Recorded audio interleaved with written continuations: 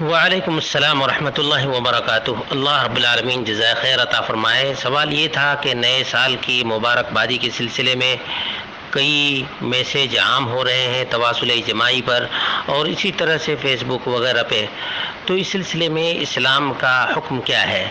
اسلام اس سلسلے میں کسی بھی دن کو اسی طرح سے مانتا ہے جس طرح سے اور دیگر ایام ہوا کرتے ہیں، اس میں نئی کوئی چیز نہیں ہے۔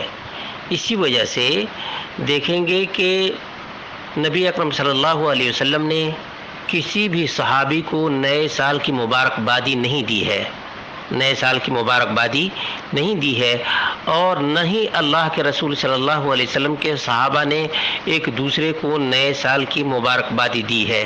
جس طرح سے آج تواصل اجتماعی فیس بک اور واٹس ایپ وغیرہ پہ عام ہو رہا ہے، یہ ایک نئی چیز ہے جو شریعت میں بدعت کہلاتی ہے، شریعت میں بدعت کہلاتی ہے، اور شریعت میں بدعت سے بچنے کا نبی اکرم صلی اللہ علیہ وسلم نے حکم دیا ہے۔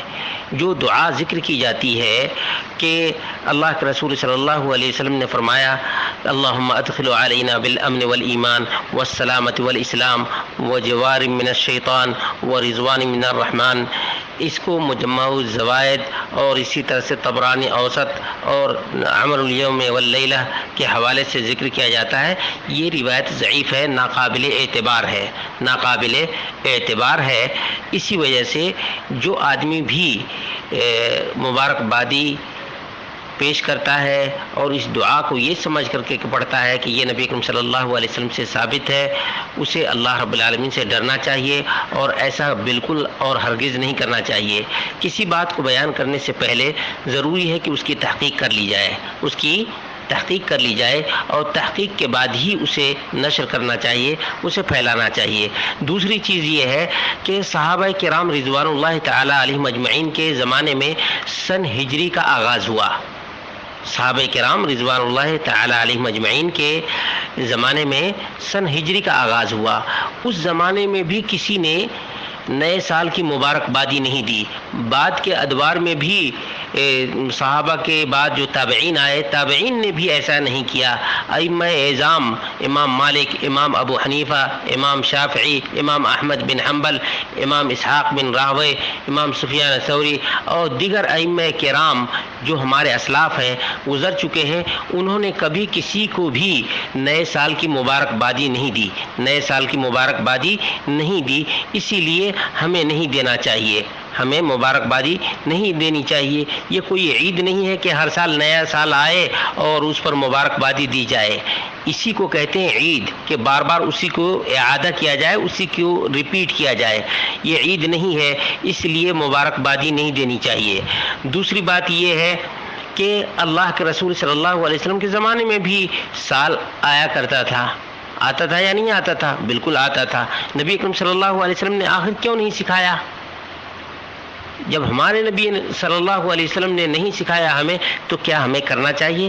ہمیں زیب دیتا ہے، ہمیں مناسب ہے کہ ہم نبی اکرم صلی اللہ علیہ وسلم سے آگے بڑھیں، جبکہ اللہ رب العالمین نے ہمیں منع کیا ہے یا ایھا الذین آمنوا لا تقدموا بین یدی اللہ ورسولہ، ایمان والو اللہ اس کے رسول سے آگے مت بڑھو۔ یہ تو آگے بڑھنا ہے، نبی سے اور اللہ رب العالمین سے آگے بڑھنا ہے۔ یہ ہمارے اسلاف جو ائمہ اعظام ہیں ان کے منہج کے بھی بالکل خلاف ہے۔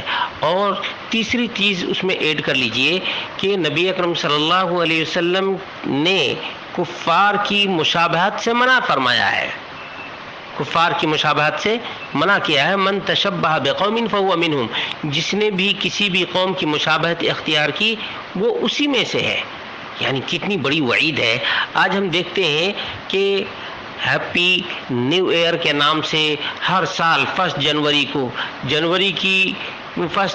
کی جو رات آتی ہے وہ تو اللہ محفوظ رکھے، ایسی چیزوں میں لوگ گزارتے ہیں کہ اس کا ذکر کرنا بھی اپنی زبان کو خراب کرنا ہے۔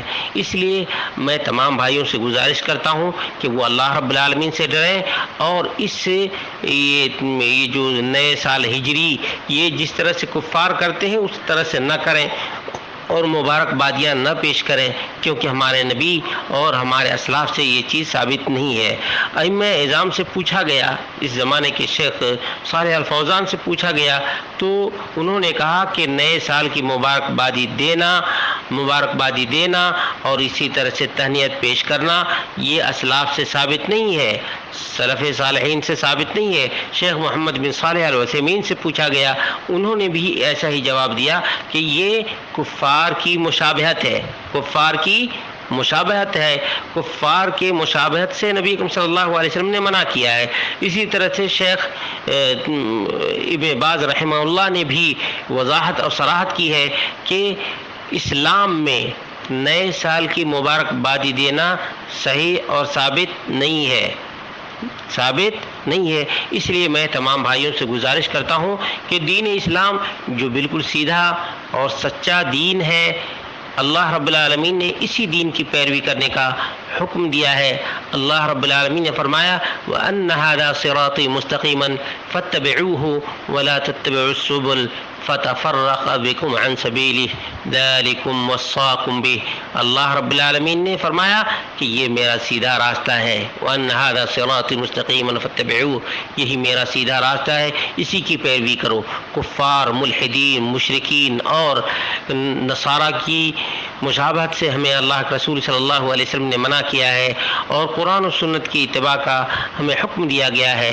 اس لیے میں تمام اخوان سے، تمام احباب سے، تمام ایک دوسرے سے محبت کرنے والے مسلمانوں سے کہتا ہوں کہ جتنا اللہ اس کے رسول نے ہمیں بتا دیا ہے، اگر ہم ان اصولوں پر اور ان ضابطوں پر اپنی زندگی گزارتے ہیں تو ہماری زندگی میں خیر اور برکت آئے گی، اور بدعت سے خیر و برکت نہیں آتی بلکہ خیر اور برکت یہ دونوں کے دونوں چھن جاتی ہیں۔ اللہ رب العالمین سے ہم دعا کرتے ہیں کہ اللہ رب العالمین ہم سب کو دنیا اور آخرت دونوں جہان میں کامیابی اور کامرانی عطا فرمائے، قرآن و سنت کی اتباع کرنے کی توفیق عطا فرمائے۔ والسلام علیکم ورحمۃ اللہ وبرکاتہ۔